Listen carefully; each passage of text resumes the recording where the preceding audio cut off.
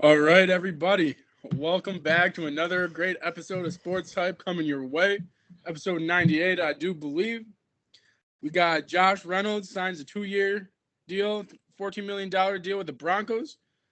You know, the Broncos aren't really in, any contention right now, but we'll see, my two co-hosts' thoughts on that. Jadeveon Clowney signs a 2-year, $20 million deal with the Panthers. Can make up to $24 million. Wow. I mean, that's a great signing for the Panthers. We'll see what happens there. They were the worst team in the NFL last year. Are they still the worst team in the NFL?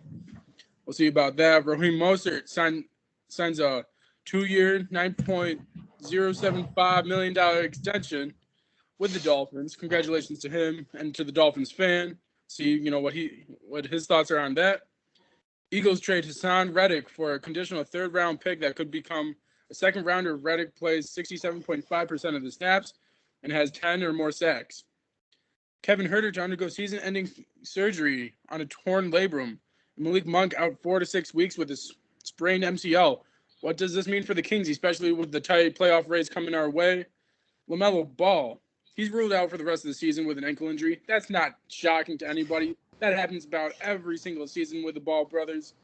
What does this mean for his future in the Hornets? We already know he's still the number one guy.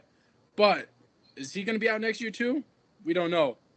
March Madness. We got the Sweet 16, the Elite 8 recap, our most surprising games each round.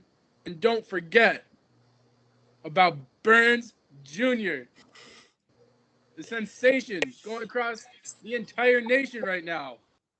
Bringing back old school bully ball to the NCAA tournament. Love to see it. We'll get my co-host thoughts on that.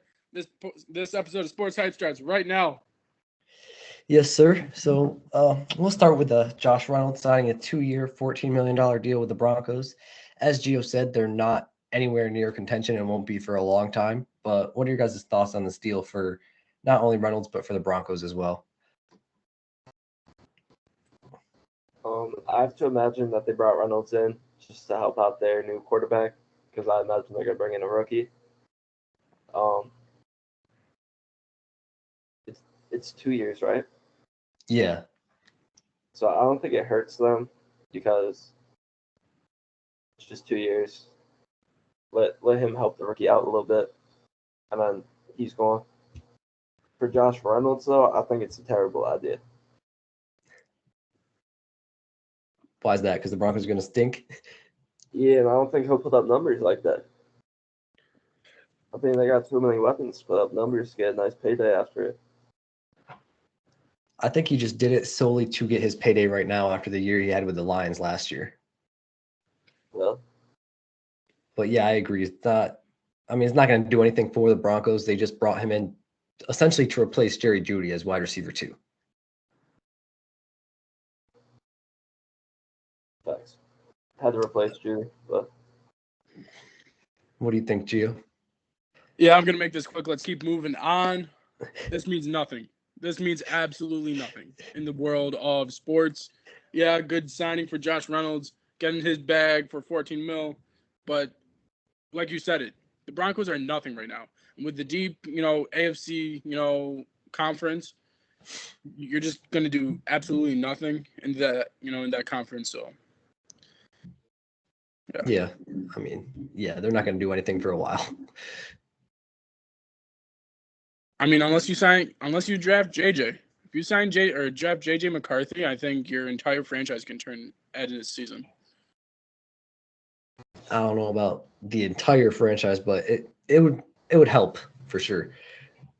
He'd be like Joe Burrow. I will say that. I don't know about that one. I expect JJ McCarthy, no matter what team he goes to have an impact like a Joe Burrow did. What do you think, Saya? I think you're bugging. Says the one that Mitch Trubisky is the top 3 quarterback in the league. Jimmy is top tier.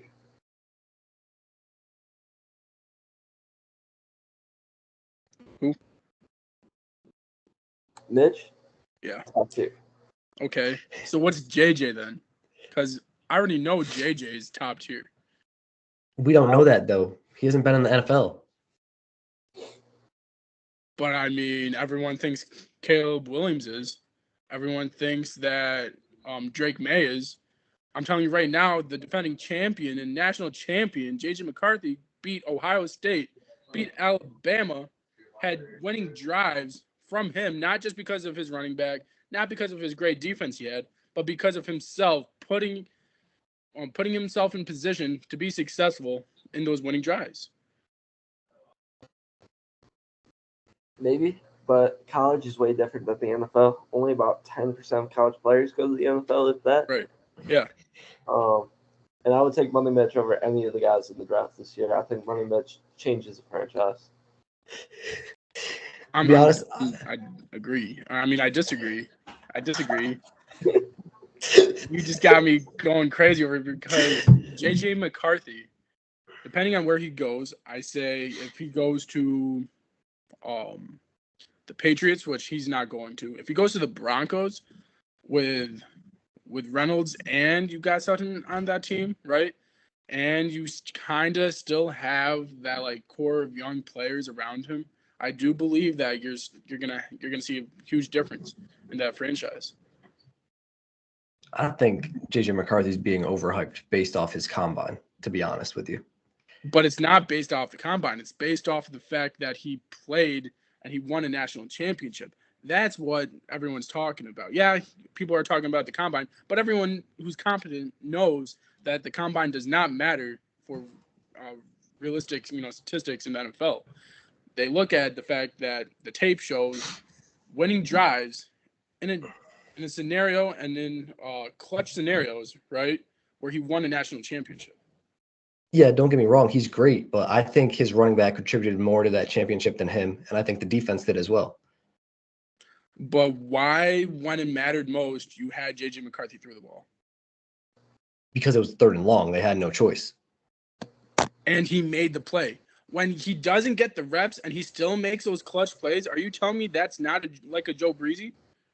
I don't think anyone is going to be Joe Burrow or Patrick Mahomes for that matter, ever again. I mean, we just saw C.J. Stroud. Yeah, but Jordan Love, he was hit or miss, but yeah, C.J. Stroud is a good example.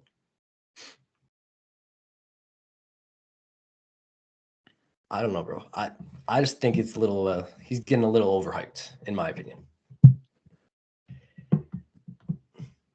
They should have brought in Money Mitch, honestly.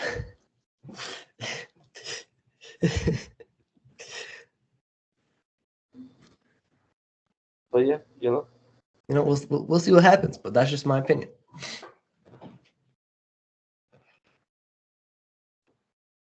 How about we go to Jadeveon Clowney, signing a 2-year, $20 million deal with the Panthers? I mean, Panthers were the worst team in the NFL last year. I think they've came a long way since last year at the end of the season. I wouldn't be shocked if they're the second team in the division. I agree they have came a long way. I don't expect them to make a jump to second, but I could see a jump to third for sure in that division. That division isn't very competitive, the division they're in, so I could definitely see them. I definitely expect them to improve, and I think this was a great signing, and their GM is definitely rebuilding in the right way. So their future, it will take a while for them to have success and make the playoffs, but they're going in the right direction for sure.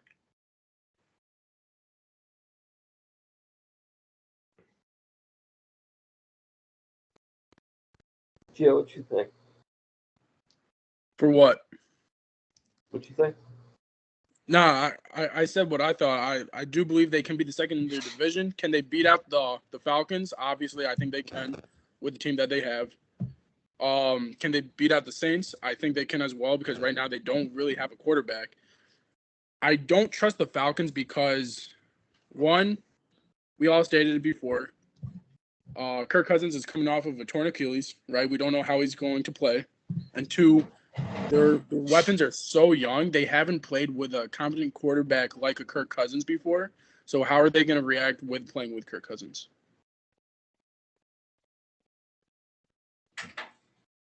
I think they'll be the worst team again. Really? In the NFL or in just their division? Both. Really? I You're don't think telling they- me they're going to be worse than the Giants? Yeah. Why? Huh? I think they can jump from what they have 2 wins to at least 5 or 6. I think they get 3 at best. Why? I think Jadeveon Clowney's cool, but they traded away Brian Burns and they brought back Jadeveon Clowney. I mean, you did also Well, get I mean, Deontay Johnson to help with. Clowney, yeah, and Clowney did come because he was a hometown native too. Right.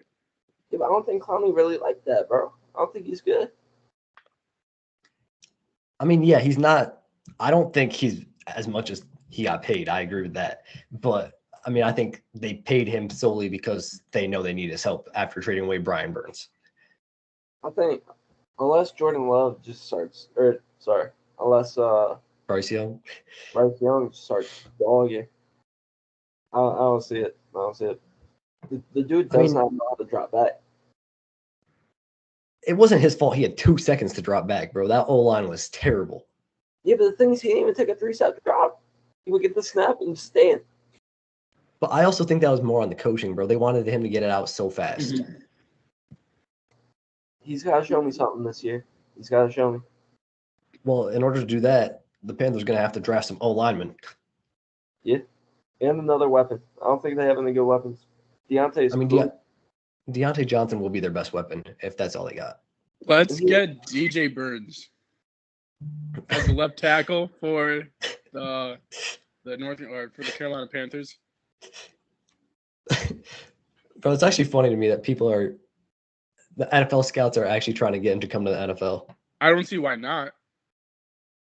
Because I don't think he's conditioned enough for it. For the NFL, yes. For the NBA, no. You think he's conditioned enough for the NFL? You're telling me that Nick probably can contest to this. You're telling me that he can't do 4 or 5 plays in a row? If he DJ can't do Burns that, runs up and down the court. he can barely do that in basketball. I don't think he could do that in football. Football, you have to be less conditioned than basketball, or like you can be. But at the same time, he don't got no technique for football, bro. He doesn't He have the doesn't play- technique, but he can learn that. Yeah, but like he's learning from scratch. It's pretty hard to learn from scratch at that age too. He has footwork. He's already got the footwork. Where you gonna put him? Left tackle. He gonna get rushed. He don't know how to put his butt down in the pass block.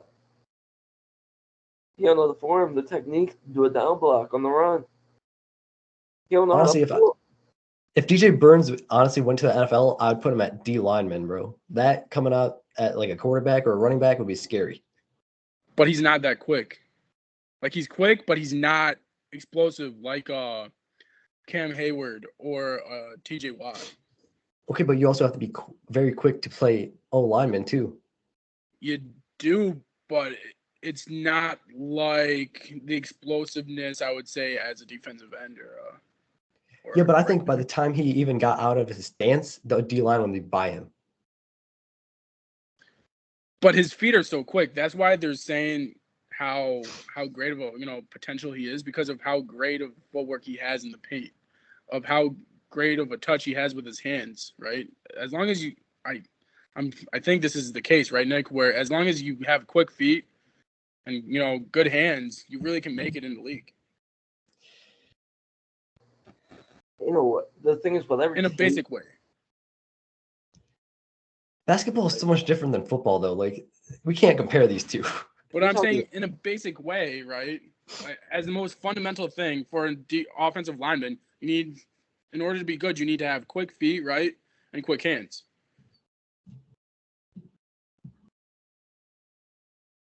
it would take like a solid 4 years before he would be able to get any playing time, just to like learn how to block. Yeah. Because there's so many different like blocks and techniques. Right. Those different blocks. Oh, 100%, yeah. But you don't think he could do like a crash course in the off season? Nah, bro. These NFL guys are so elite. Mm-hmm. Jadeveon Clowney go make him look terrible. Yeah. Like if he played football at one point in his life, it would be different. But he's never played football in his life, Like some at of least these, that we know of. some of these D3 DNs might even cook him. I think he needs to stick to basketball, what he's good at. But he's not going to make it in the league. No, he won't, but he could go overseas. I mean, they make bank over there too. 100%. Who was that other bigger dude that played in the NBA? He plays for the Memphis Grizzlies now, I think for the G League team. Are you talking about that kid?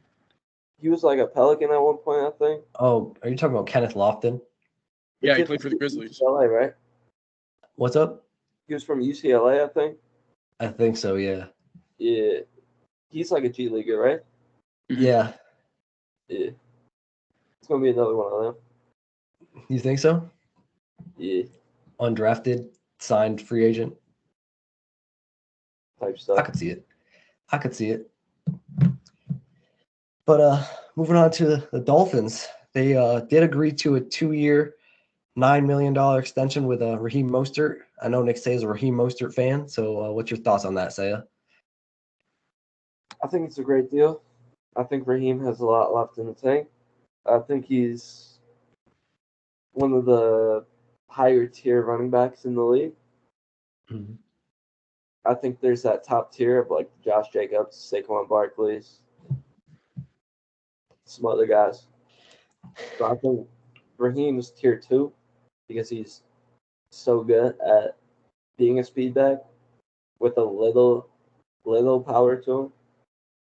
And he just fits Miami's mold perfectly. Him and H.N.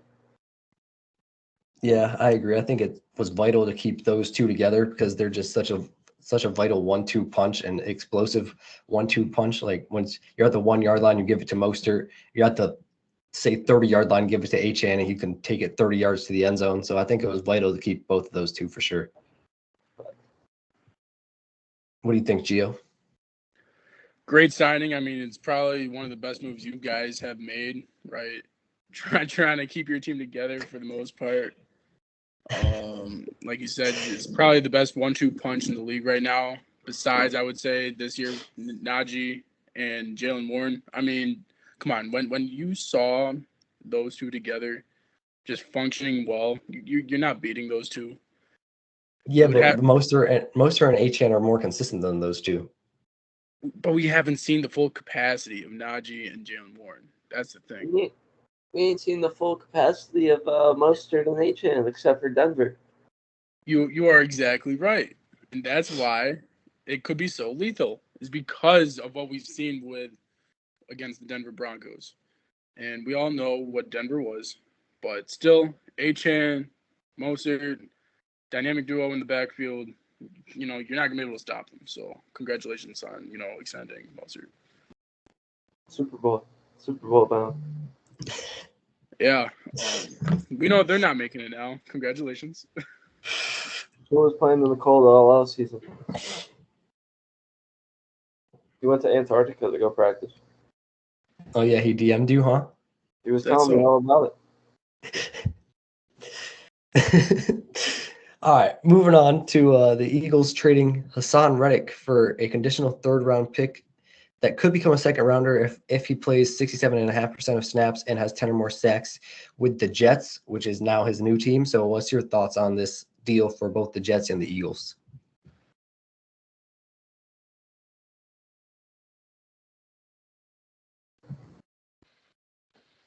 Did you just say Jets? Yeah, he got traded to the Jets. I mean, for the Jets, this is a good move. It only helps create a better defense, well-rounded defense for themselves. They were already a top 5 defense. They're just getting better with that. 2, for the Eagles, man, they lost a lot of people. They also got a lot of people. It's a whole new team. We're going to see a lot of chemistry, hopefully, being built in the first couple of games. I don't think they're going to be as dominant as they were the last couple of years. I think the first 5 games, we're going to see them go maybe 3-2 or 4-1, possibly, but it's not going to be a pretty 4-1, right? So I mean, yeah, they're good, but really, I'm not sure what they're actually doing right now. Yeah, I mean, I saw this and I was pretty shocked. I mean, I know that he wanted a contract extension and then they didn't give him one, and so he asked out and they gave him Right. permission to seek a trade. But I mean, if I'm the Eagles, I'm throwing as much money as possible at a guy like Hassan Reddick, because without Right. him, you're not getting to a quarterback. They have no one else to get to the quarterback, Right. and their secondary is awful as is. So I think they're going to not. Their defense is going to struggle, and they're going to have to score a lot of points to win Mhm. games. Which I mean, their offense can do with the weapons they have. It's just it's it's not made to work in the playoffs, I think. Agreed. I think the Eagles get worse. The Jets Mhm. get better. Yep. But Reddick also gets worse in this situation. Why?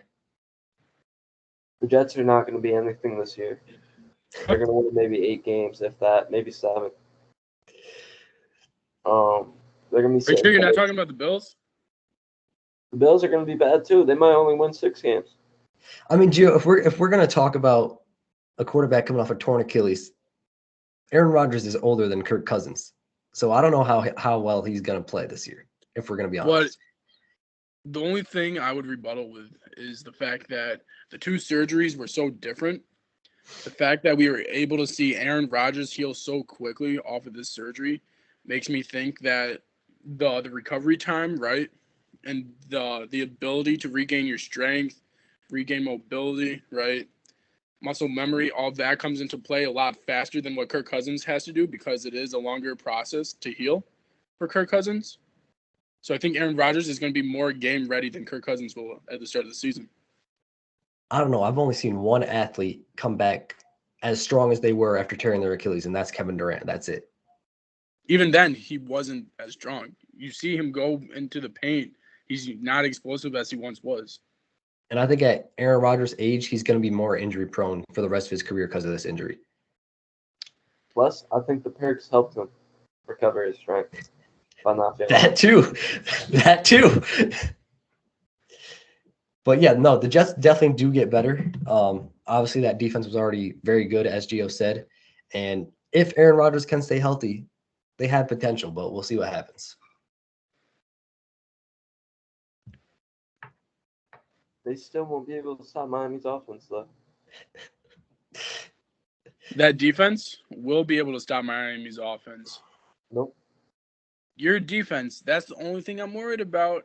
Can you guys stop that star-studded offense in New Jersey right now? Hey, man.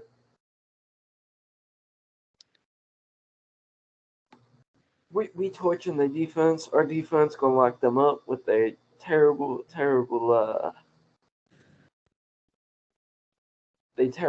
discipline, their lack of speed.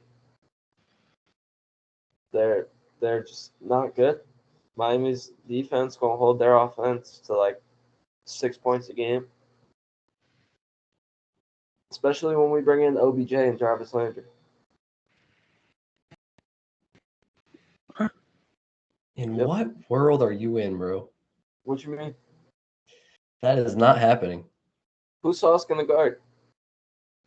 You have no cap space, so how are you going to get OBJ and Jarvis Landry? They're both coming. You know, I mean, I love your positivity, but you're in an alternate reality. You don't do you want have to. do you have three? Huh? Do you have $3 million? Something like that. I don't know. That's what I think the contract OBJ is going to sign with any team, any contender. Yeah, he's going to sign $3 million. He's going to take less than that for us. No, he's No, not. bro. No, he's not. Him and Jarvis going to get 1.5 each. Jarvis Nope. going to wear the number 14 again. And you best believe vintage Jarvis Landry coming back. OBJ's going to come back. He going to wear the number 13. Jarvis is going to get hurt. Jarvis is going to get hurt within 3 weeks, like he always does. I hope Jarvis has a good, year to him, because he really hasn't had a great year since, like, I would say his first couple years with the Browns. Yeah, for sure.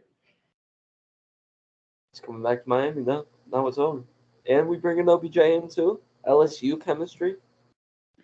I mean, they had that in Cleveland, but I mean, they didn't though. That's because they didn't have the best quarterback of all time throwing on the ball. Oh my goodness. Yeah, you're right. I They mean, didn't have Tom he's Brady throwing retired, them the ball. but sure, They didn't have you can bring him Tua back. Sure. We don't want Tom Brady.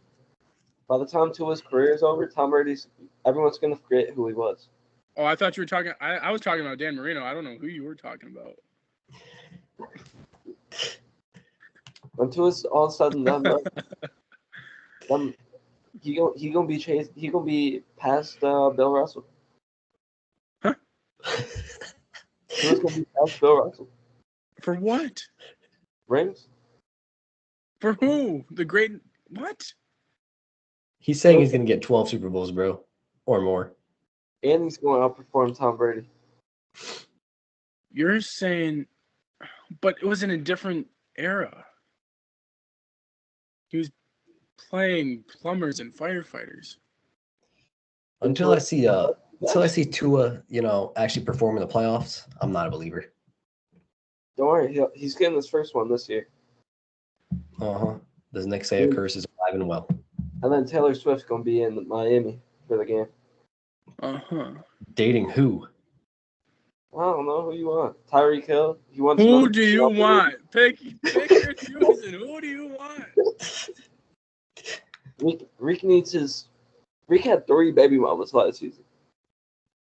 Yeah. Reek is married, bruh. I heard they were getting a divorce. Did that not happen? From what I've heard, they're still together, bro. I don't know. Well, Taylor Swift can just be a baby mama that comes to the games. Oh my gosh, bro. How about let's keep it moving? Yeah, that's for real, bro. Say it's an alternate reality, bro. No, jumping to the NBA. 2 big blows for the Sacramento Kings. One of Nick Saban's favorite teams in the NBA. Obviously, he's a Heat fan first and foremost, but he got 2 other teams that he roots for as well. Kings being one of them, but they got 2 big blows this past week with Kevin Huerter undergoing season-ending surgery on a torn labrum, and then Malik Monk being ruled out 4 to 6 weeks with a sprained MCL. I mean, the Kings are fighting to keep that 8th seed as of right now, and these are 2 very big role players for them. So, what's your thoughts on what it means for them moving forward? I don't know why do you do that?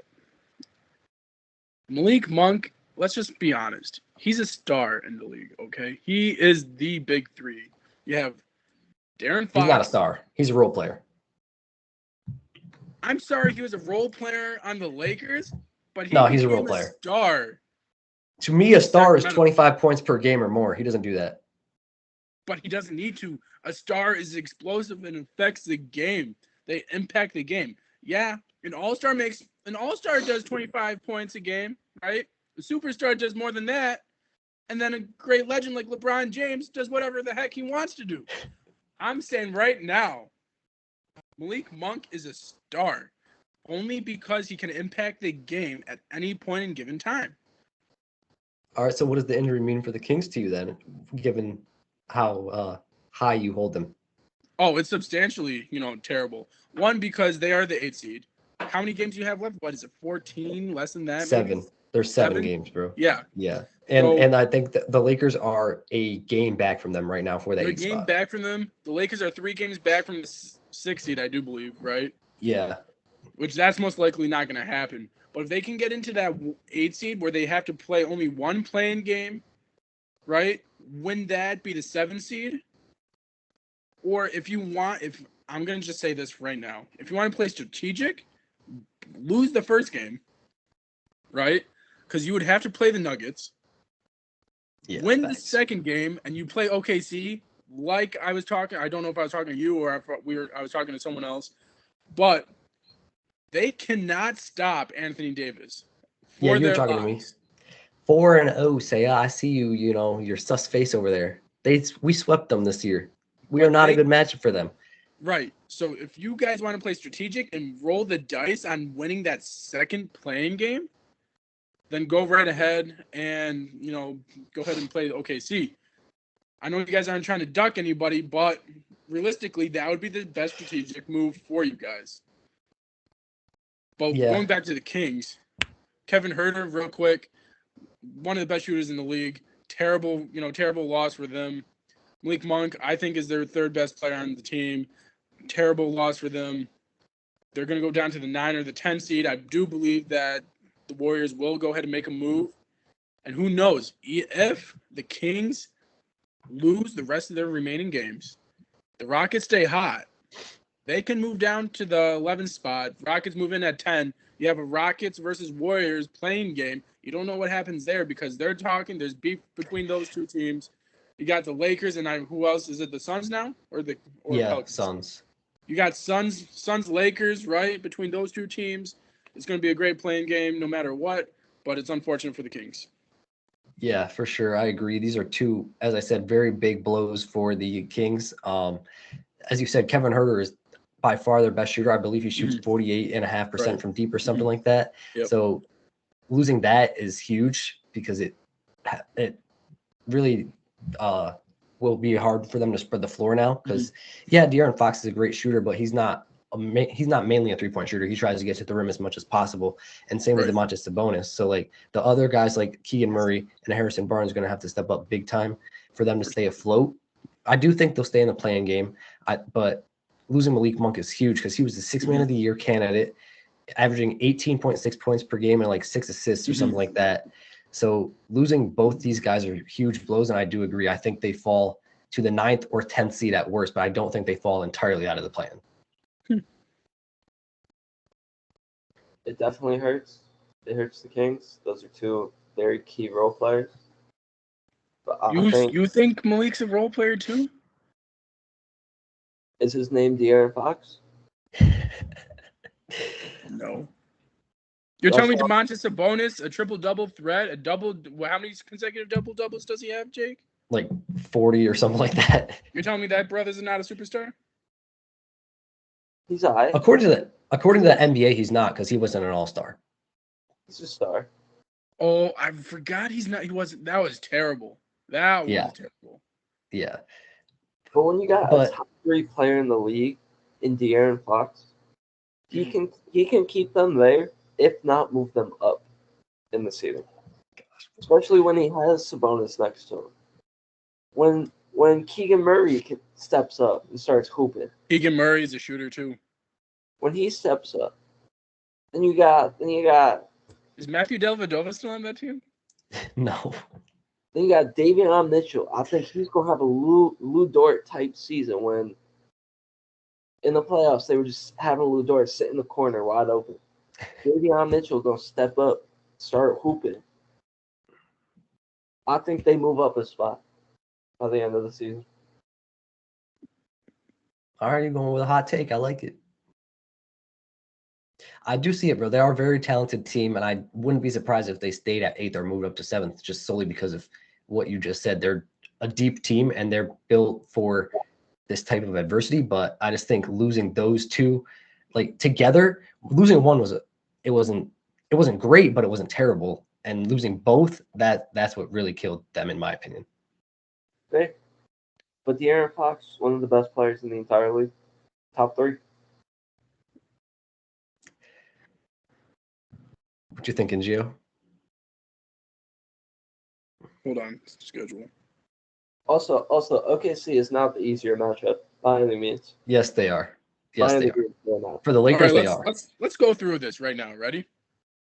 Kings versus Clippers. You're telling me the Clippers are not going to smack the Kings? I know the Clippers have been on a rough streak the past couple of games, but that's just because Russ has been coming back.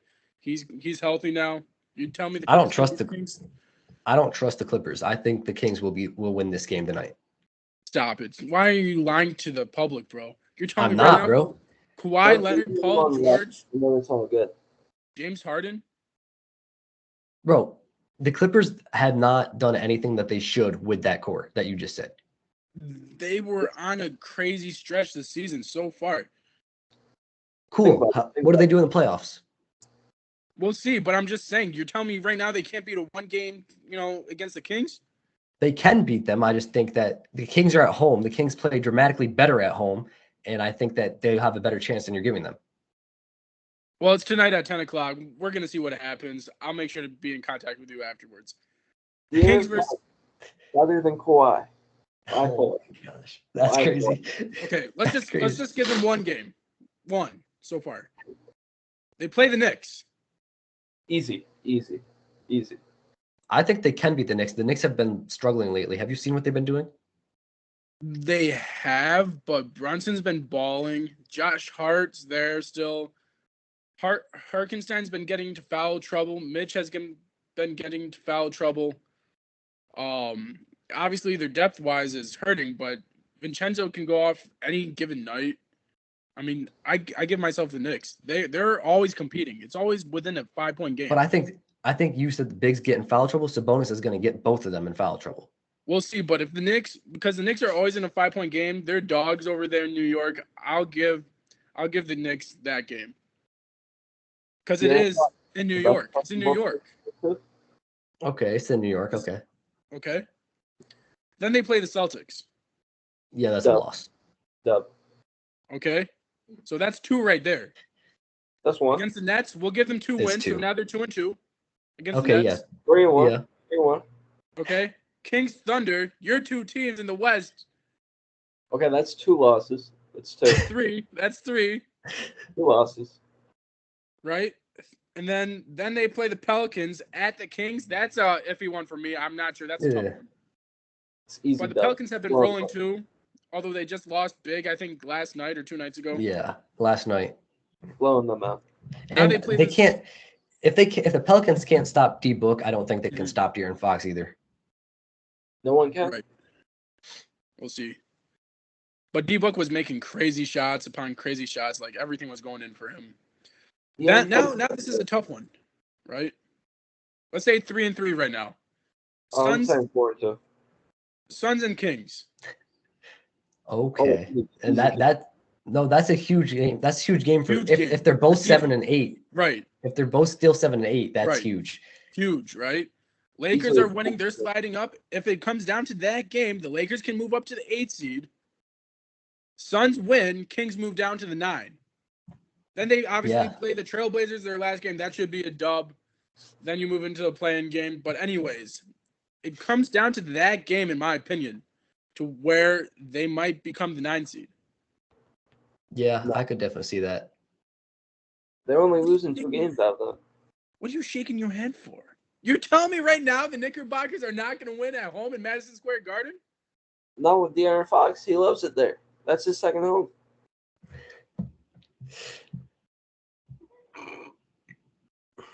And even then, I think the Celtics game is debatable. I think that's going to be a close one where the Kings might be able to win it. So really, I only see 1 loss. If they had Kevin Huerter and Malik Monk, maybe, but not without those 2. I only see 1 loss. I mean, you're going great. Realistically, you are going bonkers right now. I hope you know that. You are going bonkers. You really are. I think there's only 1 realistic loss going on. Okay. We'll see at the end of the year when they're the 9 seed and the Lakers move up to 8. Oh, bugging. Not bugging, bro. I mean, even then, y'all going to work your way to the 8th seed for what? To get swept by OKC? No, to sweep OKC. Because Chet Holmgren can't guard Anthony Davis. Chet Holmgren put up 7 points against Anthony Davis last game against us. And I hope you know, we've seen this in the past. And Shea put up 20 on 9 of 20. We've discussed this in the past as well, to where the highest IQ team generally wins the series. Have you ever met LeBron James and the Los Angeles Lakers? Have you ever met playoff LeBron? Have you ever met playoff Shea? Yeah, last year. What do you do? It's his first time. Now it's over. Now he's got experience. They're still the youngest team in the league and have no experience. Yeah, but now Chet's going to be there in the playoffs too. I mean, Chet can't guard Anthony Davis. We've seen playoff Lou Dort, and he goes crazy. I mean, Lou Dort, I will give it to Lou Dort. Playoff Lou Dort is crazy. Yeah. But that's not enough to beat the Lakers. No. Listen, I know y'all went 4-0 this regular season. So now y'all are like, oh, this is easy OKC matchup. They're playing y'all. They said, yeah, beat us in the regular season. Since we know y'all going to struggle all year, we're going to take this 1 seed, even with your losses. Come into the playoffs with a big head. Boom. Chet holds AD to 2 points. averaging 2 points in the 4 games. I don't think LeBron- he's Chet ever. Chet will He be has averaging 2 never points. Yeah. averaged 2 points in the playoffs. Chet He will might average do 2 it points. every other That's a good game. point. Chet's about to do it. OKC's about to do it. Get the brooms out, and they'll be on their way home. All right, Chuck. How about let's hold our horses on that one. I give OKC one game. One Nah. game. No. I give them one game in the playoffs. I don't give LA one.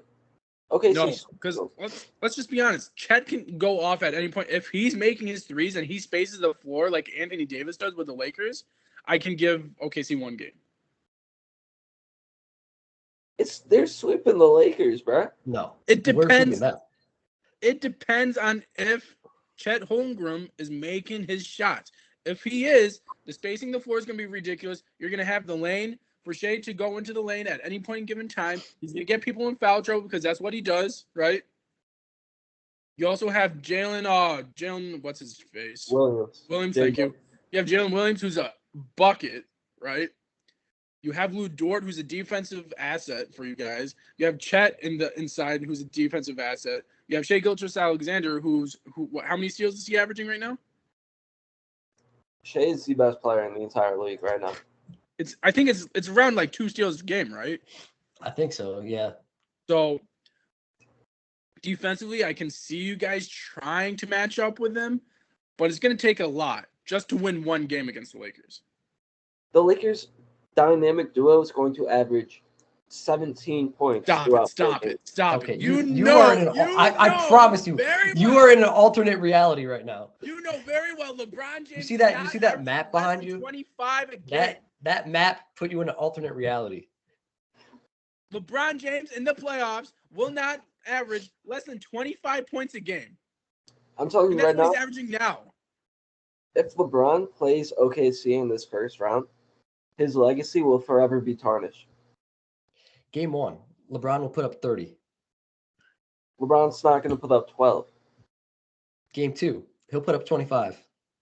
And like 12 assists. And 12 assists. Game 3, he'll be like, all right, let me put my foot on the gas, put this series away. He'll put up another 30. And then Anthony Davis will have a cool 46. So Game 4 to end it, LeBron's dropping 40 on y'all.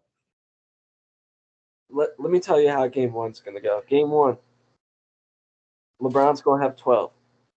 Nope. AD's going to have a donut. You're crazy. Game 2, AD's going to have 2 points. LeBron's going to have 22. Game 3, AD's going to have 6 points. LeBron's going to have 17.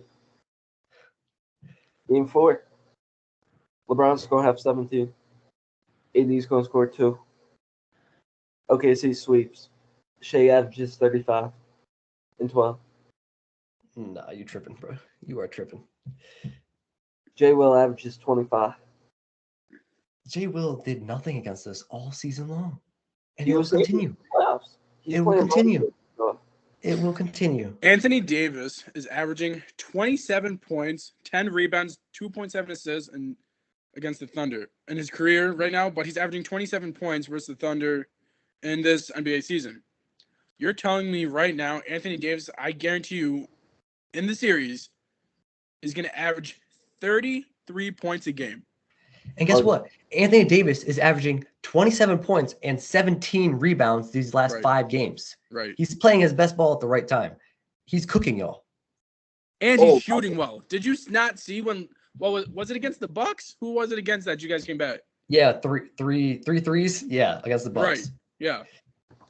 We ain't worried about AD. We ain't worried about Bron. Bron's getting old. Bron's going to have to retire after he gets swept by the team. You said LeBron's getting old. The brother's in his 21st season, averaging 25 points a game, and he's averaging, 42 point something percent from He's three? averaging, 47% from 3. Yeah. Put it in perspective. Steph is 46% from 3. He's shooting better than the all-time greatest shooter. Well, let's also say how many shots Steph puts up, okay? Steph puts up, I would say, twice the amount of threes as everyone else. That's true, but still, it's still very impressive. Oh, it's impressive. Old as dirt. I'd be settling for threes too. But he's shooting 47%. Do you watch him? You'd be settling, but you're not making 47%. Do you watch him settling? He actually is still.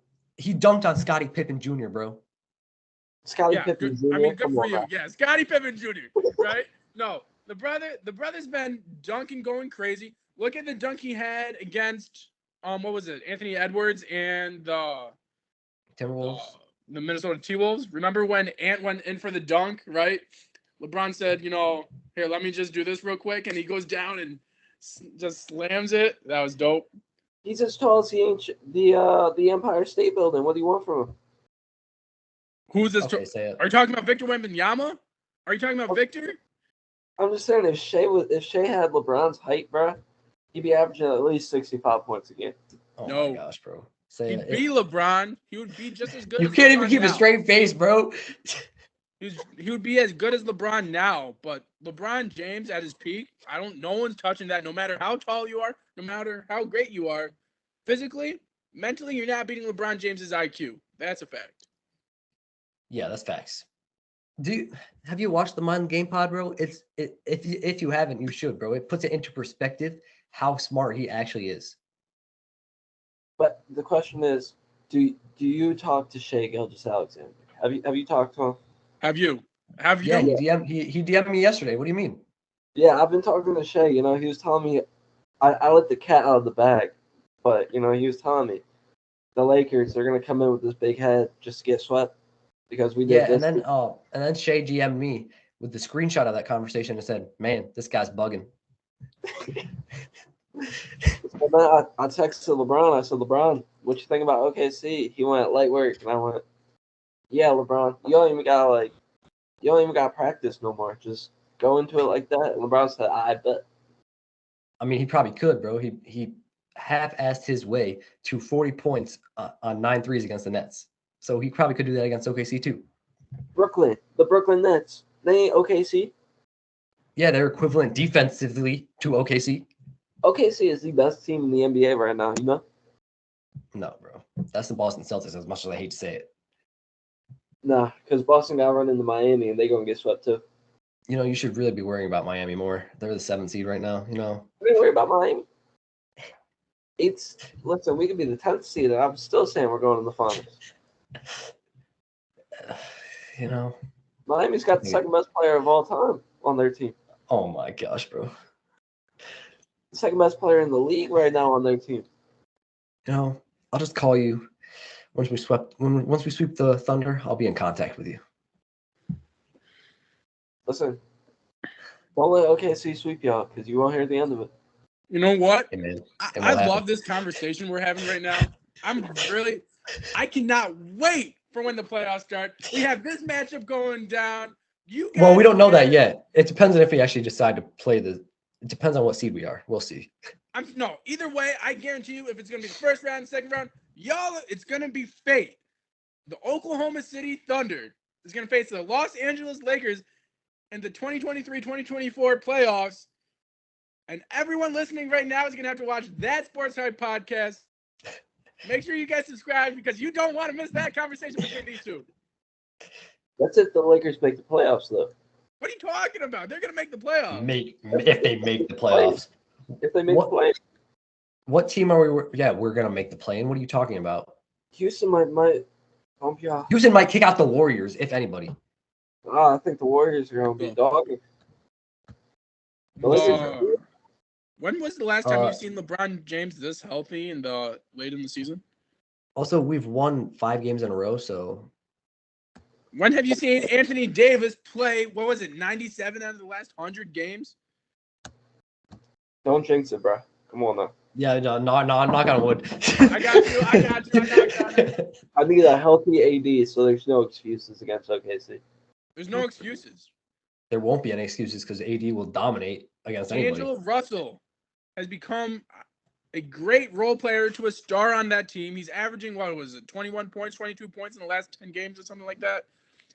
Austin Reeves can score 30 to 40 points any game he needs to. He can, Saya. Reeves is not all that. Lou Dort's 1,000 pounds. No, you tell me right now. No, whoa. Is not that guy. Call me when Lou Dort beats the Celtics by himself and the Right. Bucks by himself, pretty much. Talk. We'll see that soon. Lou Dort's gonna No. drop 55 When on has him. when has Lou Dort averaged 17 points in a season? You don't need to. No, he Because do he can't though. shoot. That's why. Yeah. Whoa, he is an absolute bucket getter. No, he's not. No, is he's not. He's a like defender. Austin Reeves. He's a bucket getter. He is He's not just White a- Chocolate 2.0. I'm telling you right now, Austin Reeves is balling. In the pick and roll action, you cannot guard him and Anthony Davis. Except He Lou Dort. averaged, bro. He's getting 12. He's getting 12 assists a game, bro. Listen. Lou Dort putting that on clamps. If not No. putting on No. clamps. Because No. just like the three players I'm gonna mention, Trae Young, James Harden, I would even say Luka Doncic, right? All those three players have in common is they can get to the foul line. Austin Reeves is one of the best players in the league right now to get to the free throw line. I wonder. It's probably because he's with. Never mind. I'm not gonna say it. No, don't be saying because it's with LeBron James. I'm just saying. No. LeBron doesn't get to the free throw line at half the time. He gets fouled. LeBron gets smacked in the head and doesn't get a call. Right. So let's put this free throw perspective away because the Lakers don't shoot threes. It's really that simple. They actually drive and get hacked. So yeah, they're gonna go to the line more than your favorite team. Bug it. I just think LeBron cries more. Yeah, LeBron, I will give that to you. LeBron does cry, but he still gets no calls. And honestly, as the best player of all time in basketball, you shouldn't be crying like that because now you're influencing Austin Reeves to go cry. AD's going to go cry over there. You even got D'Lo trying to go cry. Nobody likes D'Lo. D'Lo's a bum. Okay, but Tom Brady cried. Michael Jordan cried. Everyone cries. And that's why they're not the GOATs. Oh my gosh.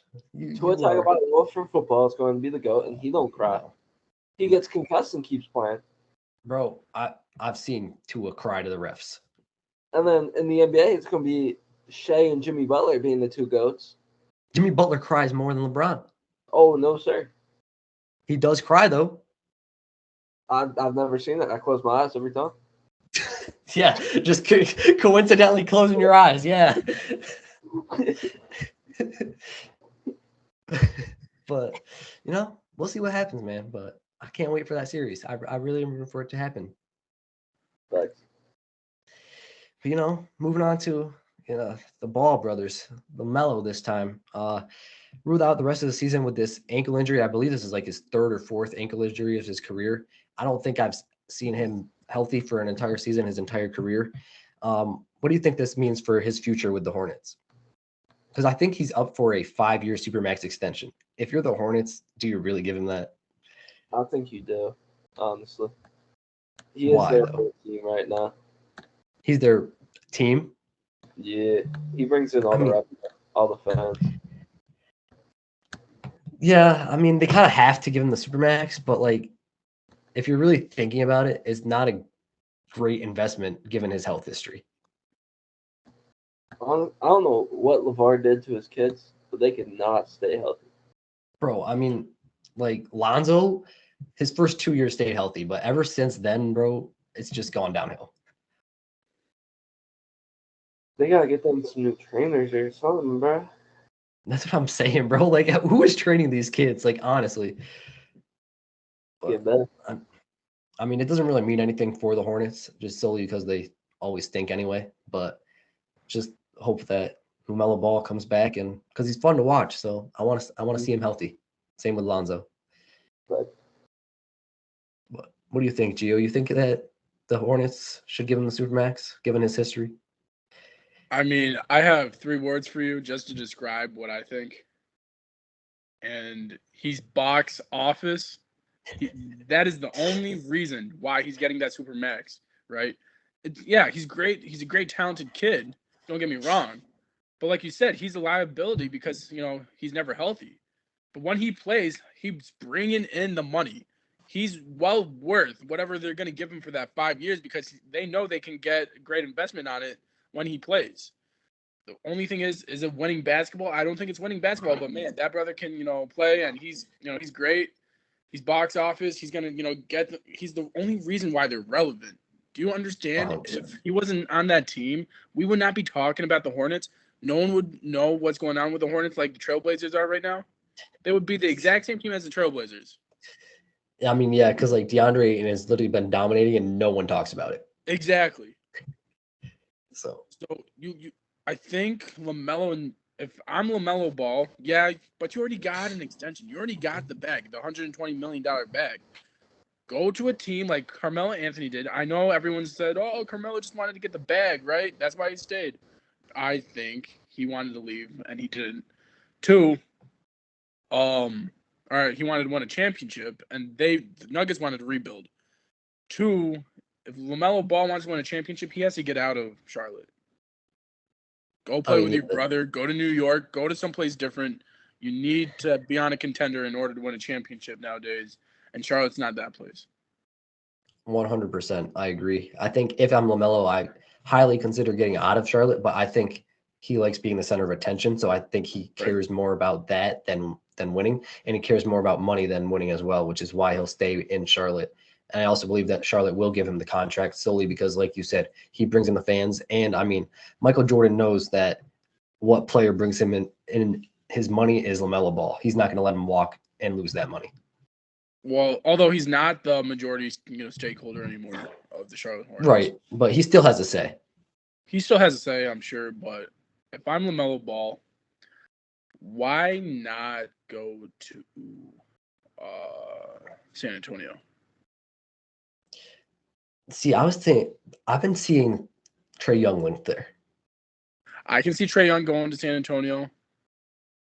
But why not? We need a great point guard to go with Victor Wembanyama. I think the court vision that LaMelo has, right, would be perfect with him. Trae Young court vision with, Wemby would be great with him. But with the landing spots, I think I wanted to say Orlando, but I don't think that's a good spot for him. I wanted to say New York, but they already have their guard situation. There's no other spot that can be useful for LaMelo Ball in the pick and roll like I would say like Miles Bridges can be,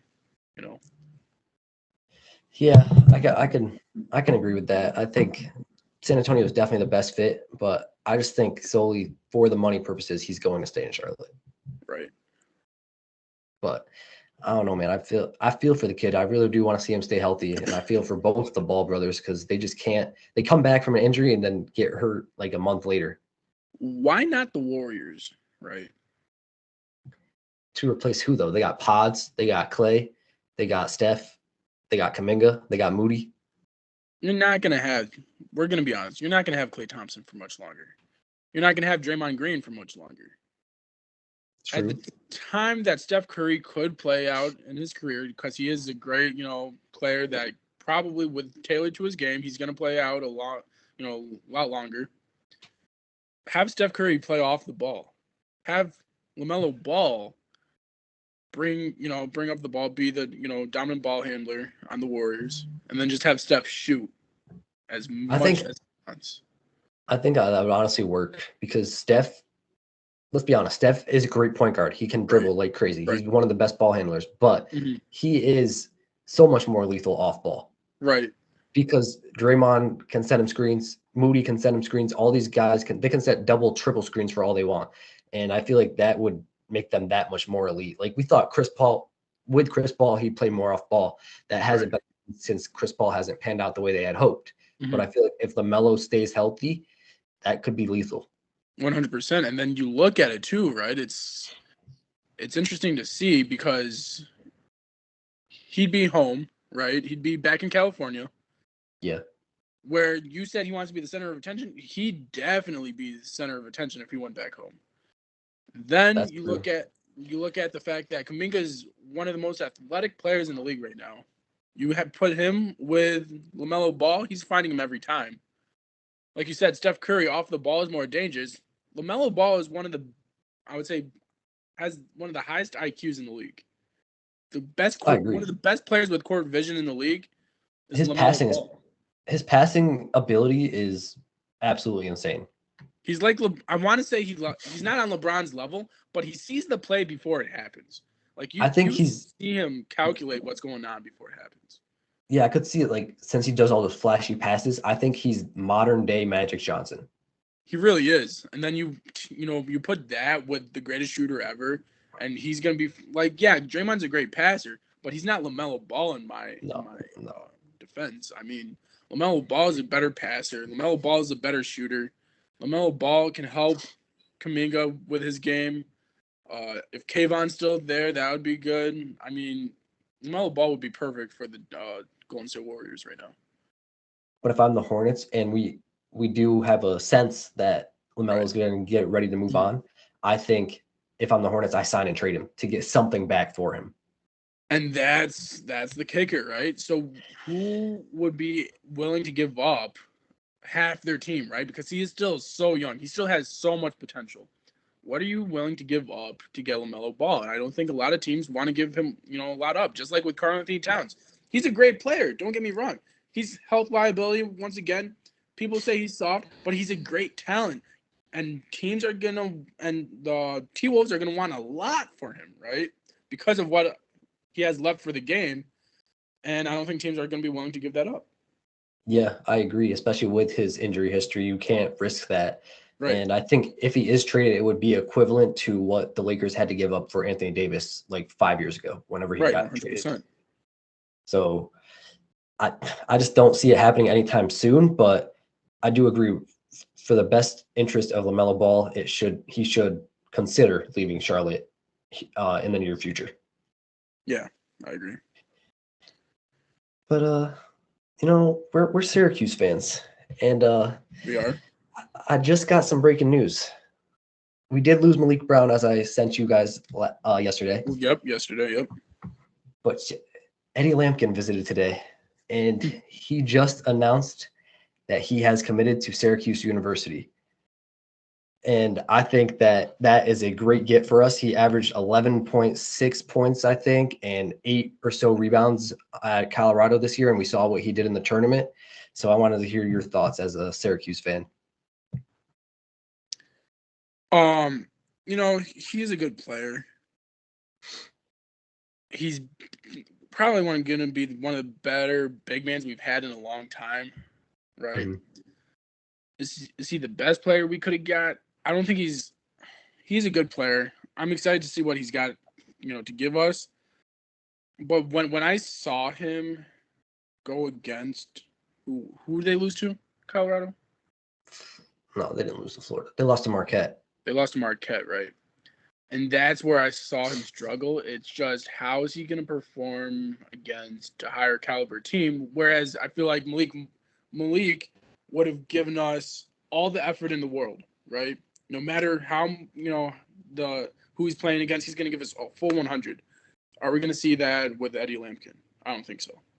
I believe that we will, because he showed that at Colorado that he did not take a playoff. At least the games I watched, he didn't take a single playoff. I think he's going to be exactly like Malik, not better than Malik, because Malik had insane potential. He has NBA lottery potential. Yep. Eddie Lampkin does not, but it's a step in the right direction for replacing Malik, and it's a step in the right direction for our team, because we have, as you said, lacked a big man for so long that I think that, me personally, I believe that he was the best center out there available, and 100%.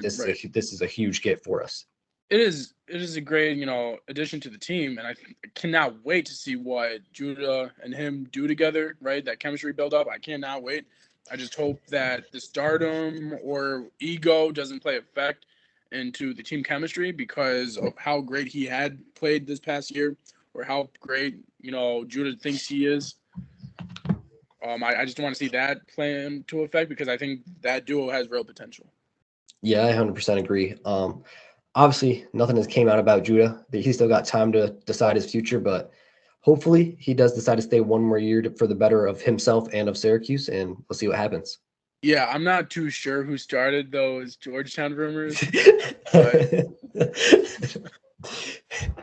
I'm looking at him. I did not start no Georgetown rumors. I'm glad he's staying. As of right now, as like you said, he has a basketball camp in May. Why would he, say he's leaving now? It would just be detrimental to our success in the future if he does have the basketball camp and then, head out to say, yeah, I made my money. I did the right thing. I had the basketball camp here and now I'm leaving. But as of right now, he still loves the city. He's having the basketball camp here. He put, what is it, the thumbs down again for the Georgetown rumors. I'm loving what I'm seeing from Judah Mintz and his, loyalty to Syracuse. Yeah, I agree. And I think it's gonna be very interesting. I don't think we're done in the portal. We have a few more holes, not a lot, but a few more holes to fill. And I think we're gonna go after a few more great to good guys to help fill out our roster. Can we get that kid from Wisconsin? Like that kid, honestly, or the kid from Yale. We need a shooter. We need. I never saw that kid at Wisconsin, bro. I'm honestly like, who? I never watched him, bro. The Japanese Steph Curry or something like that. That was Nebraska. That was Nebraska. Sorry, yeah, both red teams from the Big Ten. Yeah. I want the kid from Wisconsin, Nebraska. Yeah. Nebraska. Yeah. Is he transferring? No, but I just want a pure shooter. I want the kid from Yale. Any kid from Yale is a great shooter. Well, I think Chris Bell has the potential to be a pure shooter. It's just he has to be more consistent. It's really that simple. But we need more than one, right? I mean, JJ was a great addition to us last year, and he got into momentum, got into a groove later in the season. But we need a great pure shooter, which Justin Taylor should have been, right? We need that other guy to where we can space the floor correctly, where if people double Chris, we got another great shooter. We got Judah. He can pass it out to whichever corner he wants to, and that's going to be where the threat is. We got that, pick and roll action with Eddie now. I mean, it's going to be crazy. We got a lot of great talent coming in, like you said before. So I can't wait to see what we got going on. Hopefully, Autry's got a great game plan into next season. We'll see. We'll take it from there. Yeah, for sure. I just think Judah has to take that next step and be that next 3-point shooter, if I'm being honest with you, because that's the part of the game that lacks the most. And if he wants to go pro, he's going to have to work on that moving forward. 100%. I do believe he did get better last year, but he needs to make it more efficient, more consistent.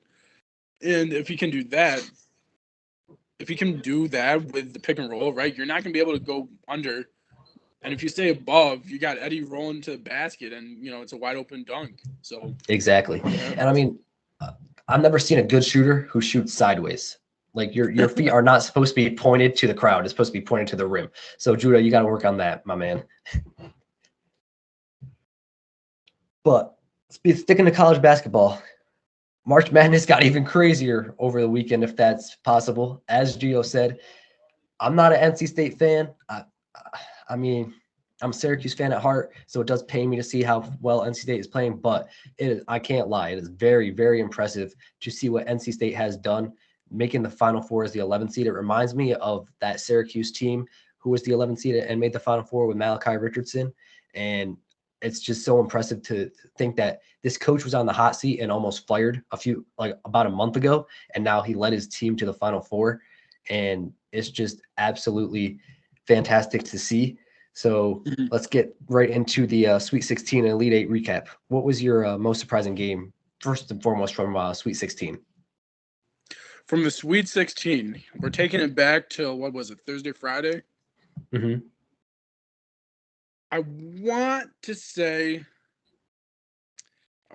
Thursday game, obviously Clemson beating Arizona, but that wasn't really a surprise to me. We did believe, when we go look back at it, that last podcast, me and our great, guest, Kaya, said that Clemson was going to go ahead and beat Arizona. We said that NC State was going to go ahead and win too. We also said Alabama. I said Alabama could be North Carolina just because of the pure shooters they had. And then obviously Illinois, the way they were playing so dominantly, could beat Iowa State. Clemson's shooters, the only reason why I think they lost in the Elite Eight is because Hall got into foul trouble. Every time he gets into foul trouble, the game gets closed or they lose the game. It's that simple. Yeah, that is very, very true. And it does stink for them, but he needs to find a way to stay out of foul trouble because he is that vital to their team. It's similar to I forget the Syracuse center who used to do this all the time, but he was so vital to us, and he always got like 3 fouls in 3 minutes. Are you talking about Roberson? Tyler Roberson? I think it was Jesse Edwards, to be honest, because if I remember correctly, I think he did get in foul trouble a lot. Jesse did, yeah. Roberson did it too. And whenever Jesse Edwards went out of the game, the Mhm. opposing team went on runs, and that's what happens to Clemson every time PJ Hall goes out of the game. So he just got to work on staying straight up. Like he does try to stay straight up, but his arms come down, and that's what makes it a foul. Right. But yeah, to me, the most surprising game had to be NC State in the Sweet 16 personally, just because I thought Marquette was a much better team than they showed against NC State. They were. But you're not stopping him. Yeah, I mean, they just they really, let's be honest, they had no one to stop Burns. Like they don't have size. They don't have size. Especially if he's making every shot. Right. He missed what shots against Syracuse in their loss against Syracuse. In those two losses, he was missing shots. He's making every shot. Yeah, I was gonna say in the ACC tournament, like Malik Brown played great defense on him. It's just he was banking it in, and I was like, bro, that's great defense. How is this going in? Because before I don't believe he was really using the backboard as often as he is now. Yeah, I don't really think he made that adjustment. And when you make that adjustment, he's playing the old school basketball. Bring you down, take your time.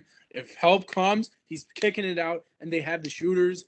He relies on those shooters. If not, I'm taking you in all the way, and I'm just gonna give you a little post hook, right? Yeah. But it's really special to see just the old school like mentality of this NC State team. No one has an answer because no one can have an answer because everything now is so spread out that no one has a good postman inside, right? You can say Edey, but at the same time, you look at him on defense, he's not moving on defense. No. I mean, this matchup is going to be, because it's going to be Edey versus Burns. It's going to be absolute cinema to watch. 100%. I do believe this is going to be the biggest test for Edey.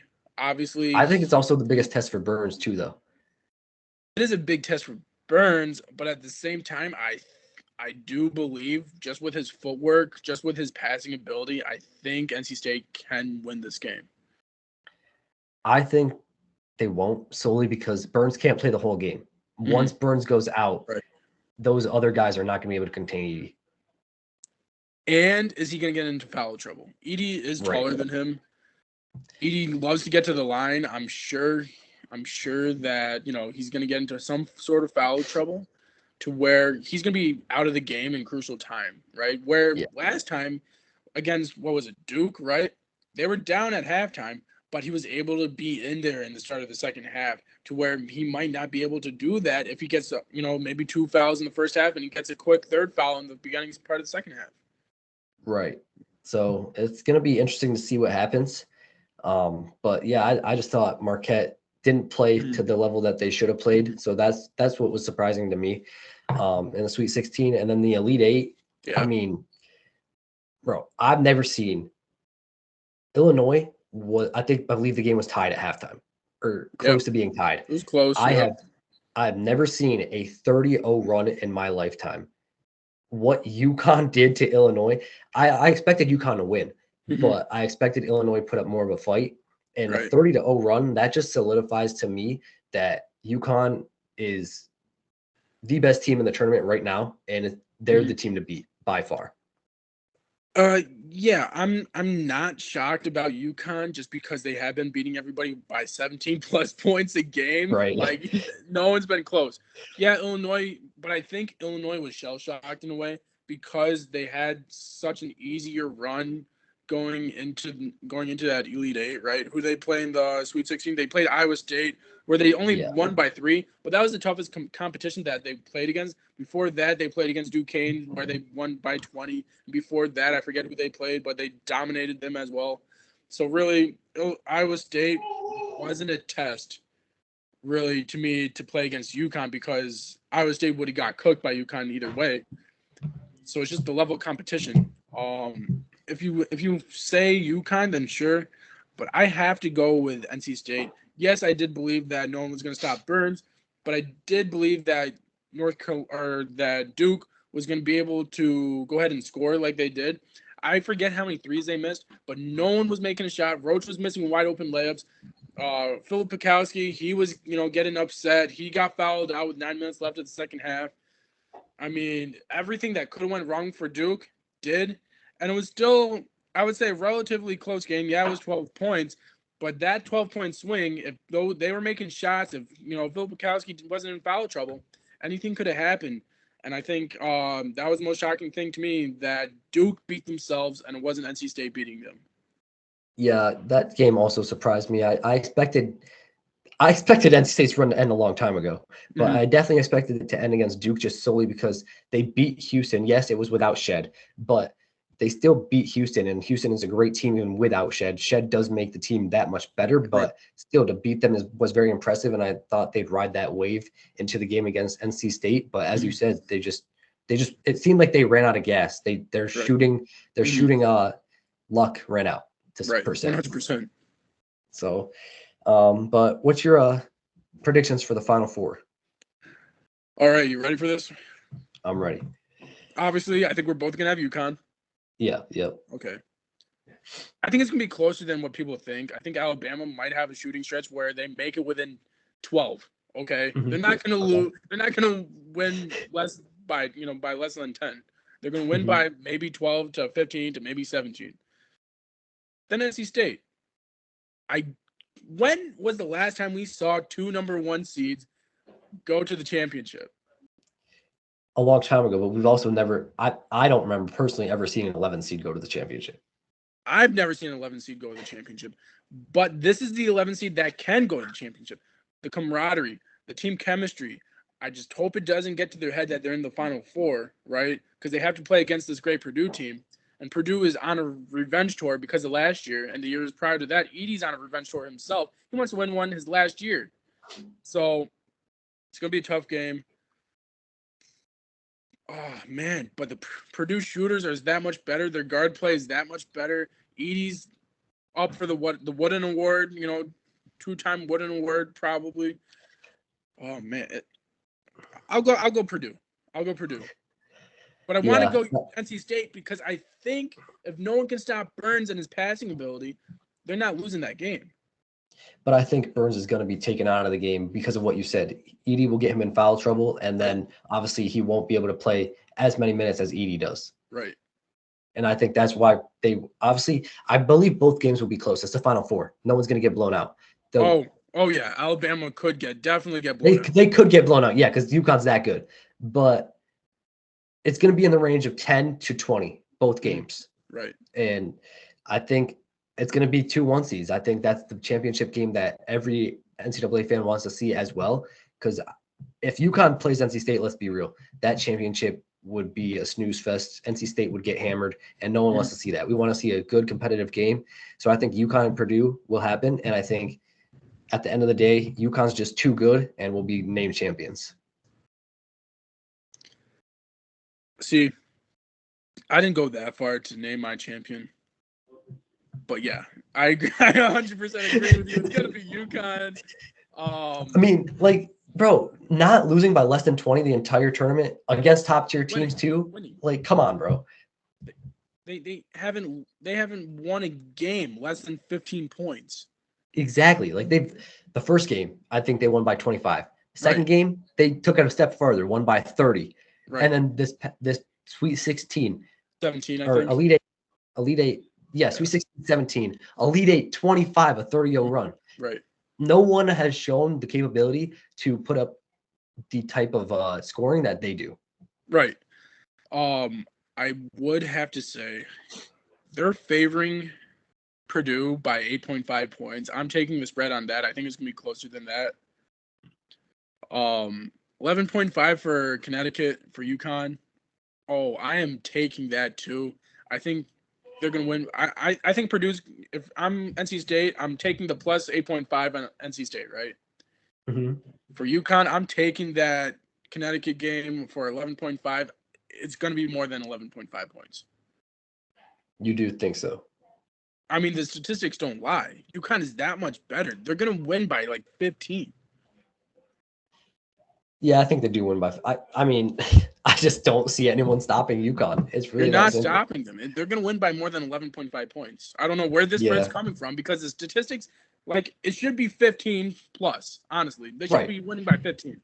I mean, if you see the spread in the NBA for say, tonight, the Mhm. Spurs played the Nuggets. The Nuggets are Right. the 1 seed in the West. Right. UConn is the 1 seed in NCAA basketball. Let's be the best team. The Denver is minus 16 against one of the worst teams, San Antonio. Right. And they're at minus 11.5 against Alabama. Given Alabama is still very good, but they're not to the level of UConn. But it's not like it's shown. I think the spread before the UConn game last time was like 4, maybe 8. Yeah, it was like 8.5. 8.5, right? Yeah. I'm like, oh my gosh, you're taking that. That's free money right there, right? They And have what I mean, at first you were sweating it out, but once they went on that 30-01, you were cruising. Oh, you're cruising. You knew because they are a second half team to where it is a little bit close, and then they just blow past you because no one can withstand their depth. No one can withstand their quickness and their, I want to say the accessibility on the court. They can play the, pick and roll. They can play all 5 men outside. Who's their big man? I forget his name. Klingen, yeah. Best passer in the tournament right now. In my opinion, like the way they can all pass, the way they can all shoot, it's ridiculous. bro. I mean, I think they have the best guard play in the entire NCAA right now. 100%. It's like no doubt about that. I mean, they had the way the guards control the game, and everyone knows this. Whoever goes deep into the NCAA tournament has the best guards, unless you're NC State, who has the best big man by far right now, and no one's able to stop because no one has an answer for him. But usually it's because of guard play. And I also think NC State isn't solely because of J.J. Burns. It's just because, like that Syracuse team back in 2016 or whatever it was, they got hot at the right time. That's all you need to do. 100%. They won the entire. Once they won, everyone knew. Once they beat Syracuse, once they go ahead and beat Duke in the ACC tournament championship. Oh no, I was calling this. They are the hottest team in the country. And yeah, I think you said they're losing in the second round, or maybe in the Sweet 16. But I was like, if they can go ahead and keep winning, like if they keep winning like they are, and they go ahead and make the Sweet 16, why not go all the way? Because they, like you said, they're the hottest team in the country right now. Yeah. I mean, it's going to be very interesting to see because they do have the potential to beat Purdue. They do, right, with how hot they are. It's just a matter of, can you stop a 7'4" giant who's 300 pounds? And I don't believe they can. Yeah, I agree. I think the best matchup for Edey is Donovan Klingen. And that would be a heck of a championship to watch if that is the case. Yeah, that would be a tough one. But what's going on in Sneaker World, Gio? Sneaker World. So we got ourselves. I wanted to, kind of like pull away from the Sneaker World. You mentioned. Oh, this that's fine. That's fine. All right. Yeah, you're good. You mentioned this earlier in the podcast. The best podcast out right now is Mind the Game podcast. Yes. If you love basketball, if you just love sports, if you just like basketball, if you just want to pay attention to basketball or learn the basketball, a little bit more. Or honestly, if you're just not into basketball and you want to learn like the basics of the game, just learn anything about basketball, go right ahead because you're listening to the two most intelligent people on this planet talk about the game. JJ Redick, analytically, undeniably probably the brightest one out there. LeBron he's the James, best broadcaster out there right now, in my opinion. I agree with LeBron James and his recall ability, with his with his intelligence of the game, his experiences. You're just listening to two great basketball players and their opinions on the game, and through the lens of an actual basketball player instead of like a podcaster like us, or instead of maybe like a Stephen A. Smith who played a little bit in college, but really didn't have the professional assets to go ahead and play in the NBA. You're listening to two of the greatest to ever do it. One of the best shooters to ever do it, and obviously one of the greatest players to ever do it, LeBron James, if not the greatest player to ever do it. So you really get to see their opinions, their outlooks, and experiences through that. And it's just amazing to watch. It's amazing to learn because every tidbit of information they're talking about is a learning experience for everyone that's not an NBA player. So I really do, encourage everyone to go ahead and go over to the Mind the Game podcast, watch their episodes. I do believe they have 2 episodes right now. Third one comes out Wednesday. Their new episodes come out every single Wednesday. So, I'm going to definitely be tuned in for the 3rd episode. I can't wait for it. So that's the best thing I got for this week. What's going on with the video game world? Yeah, before we get into video game world, I will say that in the first episode, they did bring up Rajon Rondo, and Rajon Rondo did officially announce his retirement today. One of the greatest point guards to ever do it. One of the greatest passers ever. If you haven't watched Rajon Rondo ever, he was by far one of the greatest ever to do it. So congratulations on it. I just want to say congratulations on an incredible career, and hopefully you do get a coaching gig somewhere soon, because a mind like that should not be sitting on the sidelines. But in the video game world, there's nothing recent, but upcoming in June 21st, the Elden Ring Shadow of the Erd Tree will release on Friday, which is June 21st. I'll remind you guys when it does get closer, but I have played the original Elden Ring and I really do enjoy it, so I'll definitely check this game out. And if you do enjoy Elden Ring, I highly suggest checking it out. Thank you all for watching. See you all in the next one. Hey guys, if you guys want to know where Nick Say is, go ahead and hit that comment section down below. Guess where he went to. If you guys love if you love the video, go ahead and give us a thumbs up. If you have any suggestions, go ahead and go down in the comment section below. Give us any suggestions, any topics you want us to talk about, any opinions you don't agree with or agree with. Let us know down in the comment section. And also, like 3 wise men once said, but 2 wise men are here right now. Subscribe. We'll see y'all in the next one. Peace. Peace.